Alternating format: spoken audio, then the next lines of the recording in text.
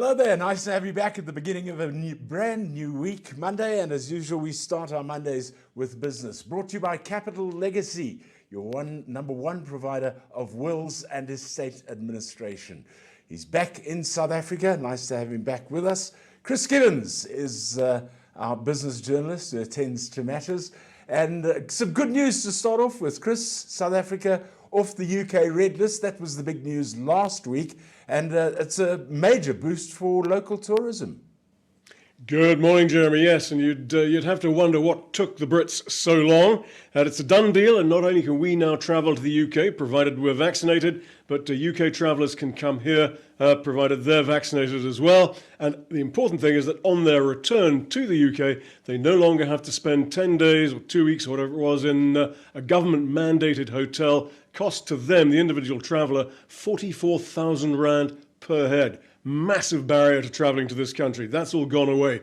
The UK, of course, the most important source of international travellers, tourists to South Africa. So we've been suffering quite badly as a result of the delay. As you've just mentioned, as you know, I've just been in Germany for 3 weeks. Effectively, they have been about 8 weeks ahead of the Brits in this regard. 8 weeks is an enormous amount of time in the tourism industry, in a season that maybe lasts 6 months, if that, to generate revenue for the tourism sector. But anyway, we are there, so that is good news. It is great news, and on Friday I managed to download my digital e-vaccination certificate, so I've got that on my mobile phone as well, and that's going to be part of the whole deal, isn't it? Absolutely. I haven't tried it myself yet. I'm glad it works for you. I will do later on today. But I must just mention that my ordinary bog standard South African paper vaccination certificate was scrutinised many times on my trip and worked 100% every time. I think it's clear the Brits are concerned about the ease with which that could be forged. Apparently those fears have now been allayed. And that, I think, was a very colonial attitude, as in, oh, old chap, you know, Africans forge things, don't they? They're all crooks down there.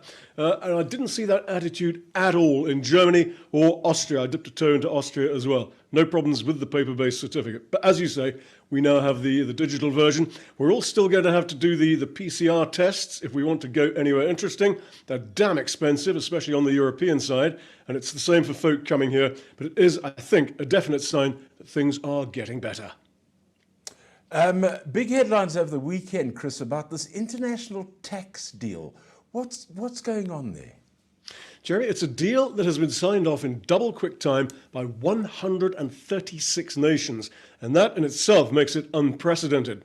It's an agreement that big international companies should now pay a minimum of 15% tax in the country in which they do business.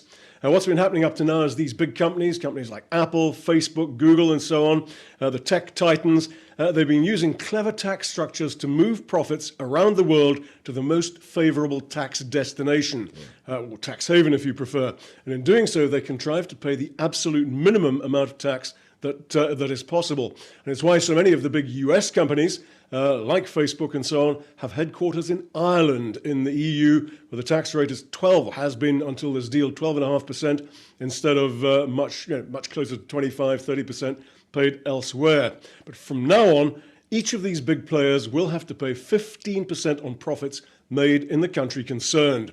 There's been some horse trading, there are still a couple of holdouts, but it's expected the deal will raise as much as $150 billion in additional taxes for the governments in the countries concerned. Wow. Do you, just looking at the concept, do you agree with it? Jeremy, there's a very old principle in tax matters which says you have the right to arrange your affairs in such a way that you pay the least amount of tax legally permissible. Now that still applies, and it applies to you and me just as much as it applies to Microsoft and Apple. But the difference, of course, between you and me and the big high-tech corporates is neither you nor I have access to the army of highly priced tax lawyers who structure these deals. And the result, put very simply, is that the big and the rich get bigger and richer, while you and I look on enviously. The wealth gap is becoming a very, very real problem. This new deal goes some way towards narrowing it. And what it doesn't address, of course, is why governments need so much extra money in the first place. For most of them, it's because they spend it so badly, laced with corruption. Think of all the money stolen in this country, for example, during the COVID pandemic. Of course, government wants more. They all do. But the reasons why, well, I think that's a story for another day. I do think it's right that if you do business here in South Africa, make your money in South Africa, use South Africa's infrastructure, such as it still is, and enjoy all of the good things that this country has to offer, then yes, a large chunk of the tax that you pay should be paid here in South Africa. Moving on, I see Mineral and Energy Minister Gwede Mantashe still making waves and still in love with coal. Absolutely. Mantashe, of course, has a reputation for making waves, and yes, he's at it again. He is warning again that the rush headlong away from coal towards renewables is, in his words, dangerous. And he's also once again punting nuclear. As a result, he's in direct opposition to the broader government policy, which is trying to accelerate the decarbonisation of our economy. You'll recall, I'm sure, the very, very recent visit here by delegates from a number of rich developed nations, Europeans, Americans. They are offering loans and incentives to move Eskom away from coal-fired power. They're looking for a deal that would put some shine on their appearance at COP26, the big climate conference taking place in Scotland at the end of this month. So, at first glance, yes, Mantashe, former General Secretary of the National Union of Mine Workers, is out of step with everyone else in the cabinet. Okay, you say at first glance, so is Mantashe wrong and all the others, or is he right and all the others wrong? Not quite as simple as that, Jeremy. Yes, coal is bad, renewables are good, nuclear is very expensive. But, and it's a big but, we have an economy that is designed around coal-fired power. Tens of thousands of jobs depend on coal. You can't just throw it all away and start again. Also, as important, the global energy economy is in something of a crisis right now. Natural gas prices are sharply up, the oil price is up, there's an energy shortage, everyone wants additional power as the global economy comes back from COVID. China, a horrible polluter, has just ordered a 10% increase in coal-fired power to keep their economy moving. That's not what anyone who wants to lower global warming or help limit climate change wants to hear, but it's a reality. And I have no doubt that Mantashe is watching what Beijing does very closely. If they can increase their coal output, their power from coal output, then, well, he might be thinking, so can we. Sure, we need to move away from coal, no question, but until someone starts handing out free renewables and free nuclear energy, free nuclear power stations, coal is going to be around for a while yet. Yet Eskom is still the world's biggest emitter of sulfur dioxide, isn't it? Which highlights the very dilemma that we're talking about. Eskom outputs more SO2 than a number of countries, entire nations combined. Only India does more. China, for example, which we've been talking about, has put the necessary filters into many of its coal-fired power plants, but Eskom owes 400 billion rand with almost no possibility of repaying it and would need another 300 billion rand to retrofit the vast majority of its coal-fired power stations.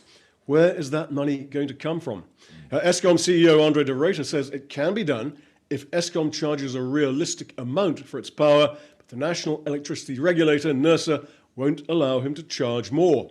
It is a horrible catch-22. We're in the middle, as you know, as you're aware, of a bout of load shedding right now. Turn the coal off right now, and we'd be in the dark and back in the Stone Ages. Score one for the little guys, Chris. Just reading the story about Santam and their loss against two small Cape Town businesses over their business interruption claims. And if I may express a personal opinion, Jeremy, damn straight. This is the case brought against Santam by the Stellenbosch Kitchen and Africa Hotels. They have business interruption insurance with Santam. No sooner than they had to close, when the pandemic hit last year, they lodged their claims, as you would. That's what business interruption is for. Not so fast, said Santam. We do sympathise, but your insurance only covers you if the business is closed because of a notifiable disease. which COVID-19 most certainly is. Santam's position was that it wasn't the disease that closed these two businesses, it was government's decision to impose a lockdown. Therefore, they said, we're not going to pay.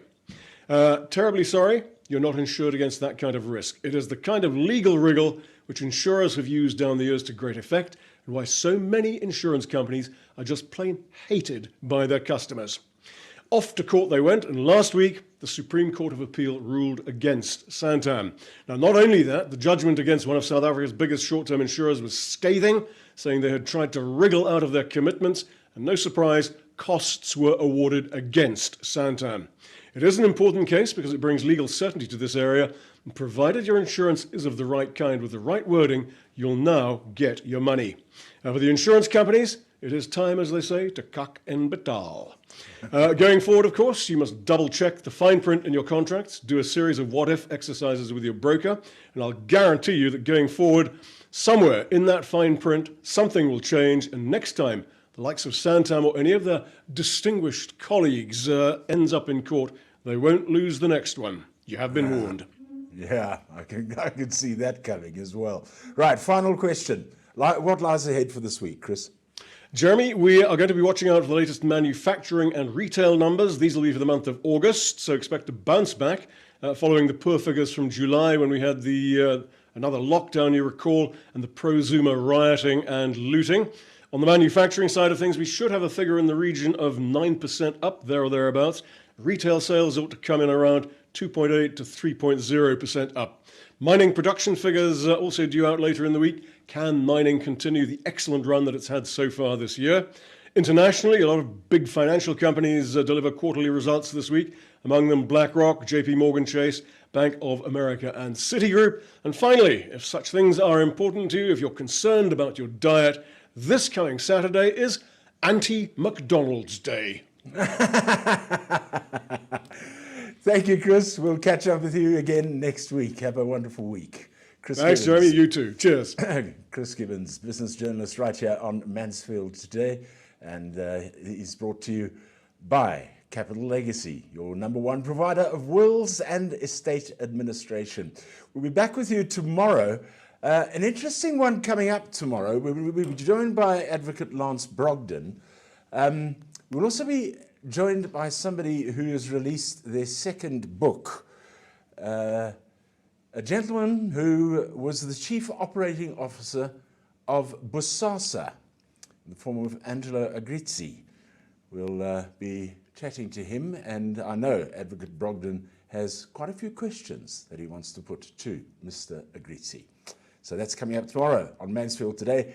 Make sure you catch us for that one. Thank you for being with us on this one. If you did enjoy it, remember to subscribe and hit your notification button as well. Until the next time, goodbye.